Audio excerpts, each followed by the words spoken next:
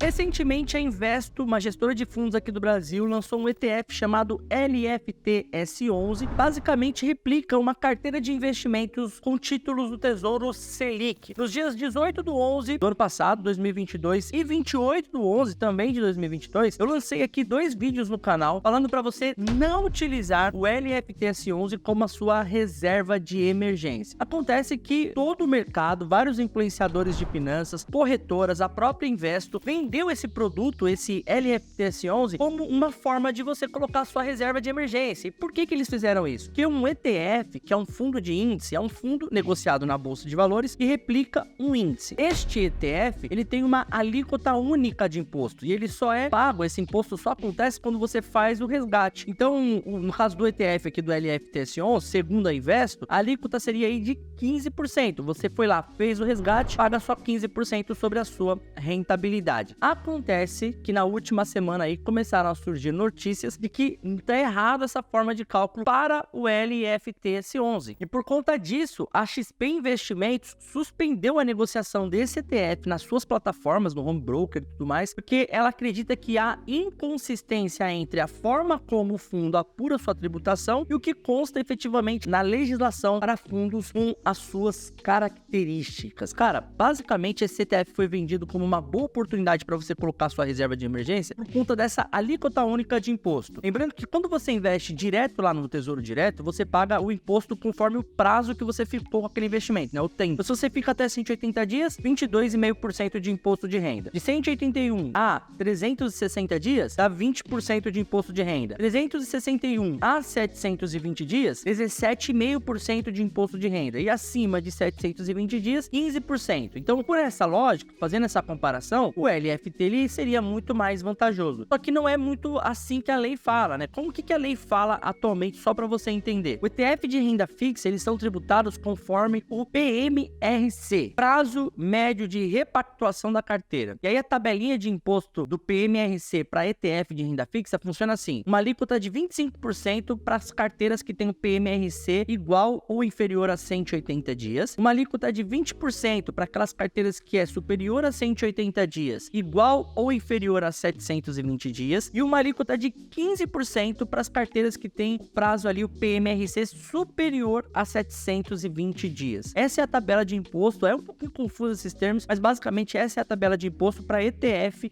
de renda fixa, beleza? Essa regra, ela tem algumas limitações, né? Essa lei tem algumas limitações, ela atribui algumas limitações. Essa tabela, ela só funciona para ativos negociados, indexados à inflação e ao câmbio, tá? Ativos negociados à taxa de juros flutuante diária, que é o caso da taxa Selic e do CDI, não seguem essa regra, porque basicamente são uma taxa diária, elas mudam diariamente. A Selic, embora a gente veja lá 13,75% ao ano, é uma taxa diária, todos os dias ela está sendo calculada, porque quando o Banco Central subir ela ou reduzir ela, automaticamente a sua taxa diária também vai dar uma caída ou vai subir dependendo da decisão do Banco Central. E eu já vinha cantando essa bola, olha, faz tempo, não somente sobre a tributação, porque eu também não fazia ideia dessa questão da lei, mas sobre todo o contexto desse ETF, que não faz nenhum sentido você utilizar ele como uma reserva de emergência. Se você tá curtindo o conteúdo, não esquece de se inscrever no canal, curtir, compartilhar esse conteúdo, porque é utilidade pública, muitas pessoas precisam entender o que está acontecendo com o LFTS11. Mas por que eu não devo utilizar o LFTS11 como uma reserva de emergência? Danilo, eu separei aqui 4 pontos que me fazem ficar longe desse fundo, e se de fato for comprovado que a tributação dele tem que ser de 25%, já que é uma taxa diária, então ele é inferior a 180 dias, a tributação tem que ser de 25%. Se for comprovado, se o Banco Central confirmar, a CVM confirmar, esse fundo, esse ETF LFTS11 não serve para nada, a não ser para dar dinheiro para a Investo, que é a gestora que cobra 0,19% de taxa de administração anual. Então, se isso for comprovado, esse ETF poderia deixar de existir na bolsa, porque não faz nenhum sentido. Mas eu separei aqui 4 pontos que me fazem ficar longe desse ETF como a minha reserva de emergência. O primeiro ponto é que ele é um ativo negociado em bolsa de valores, e a bolsa de valores está sujeita a risco de mercado, gente. Pode acontecer uma guerra, uma explosão, pode acontecer uma bomba atômica a qualquer momento, o presidente falar uma besteira e a bolsa cair, e automaticamente esse ETF será atingido, sim, ele vai sofrer uma valorização, uma negociação, né, no caso, uma performance negativa disponível, ele vai cair. E a reserva de emergência não foi feita pra gente perder dinheiro, ela foi feita pra gente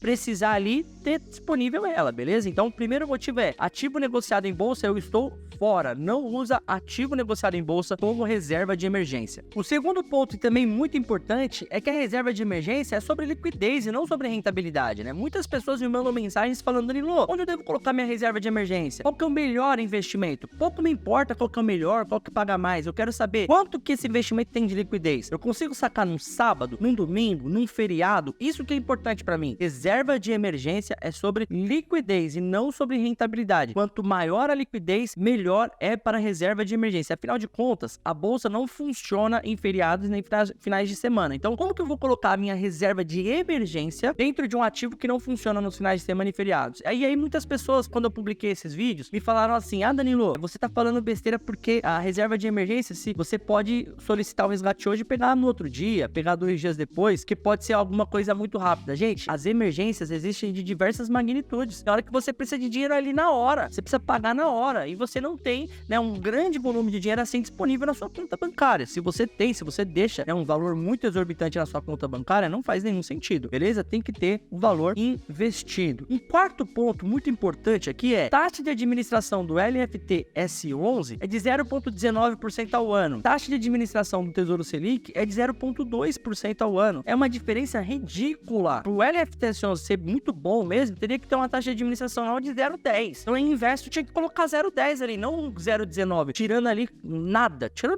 de taxa de administração. Então, assim, não tem nenhuma diferença. Tem essa questão tributária agora, que o fundo, aliás, saísse nos últimos dias na bolsa. Então, quem tinha dinheiro lá como reserva de emergências já perdeu dinheiro, obviamente porque não tem volume de pessoas comprando. E reserva de emergência tem que estar em algum lugar que seja efetivamente líquido, disponível. A qualquer momento que eu precisar dessa grana, eu vou lá e pego essa grana. E aí você pode estar se perguntando, tá, onde que eu coloco a reserva de emergência então? Onde que eu invisto a minha reserva de emergência? Eu fiz um vídeo explicando nos detalhes como construir uma boa reserva de emergência. Atenda às necessidades quando você precisar e que te dê também um retorno, tá? Mesmo na reserva de emergência, a gente precisa diversificar também. A minha sugestão sempre foi essa. Para quem me acompanha, para quem é meu aluno, para quem faz consultoria de investimento comigo, sempre foi, olha, diversifique a sua reserva de emergência. Coloque um pouco, aliás, na poupança. Deixa um pouco na poupança, que é líquido, hiper líquido, você pode tirar a qualquer momento. Só que é o seguinte, eu já fiz um vídeo aqui, para não deixar esse vídeo muito longo, eu já fiz um vídeo aqui no canal falando como você deve construir a sua reserva de emergência. Eu vou deixar esse vídeo aqui, ó, clica nele agora, já para você ver como construir a sua reserva de emergência e não cair mais nas ciladas no mercado aí, como esse LFT S11, que é uma baita de uma cilada, é mais um produto que o mercado criou para empurrar aí nos investidores, pessoas físicas, né, que infelizmente não busca muita informação e sai comprando qualquer coisa. Gente, não inventa a roda. Sabe qual que é o pior investidor que existe? Aquele que inventa a roda. Não inventa. O básico bem feito já te traz muito resultado. Clica nesse vídeo aqui, assiste ele para você ver como construir a sua reserva de emergência. Um grande abraço. A gente se vê no próximo vídeo. Me segue lá no Instagram,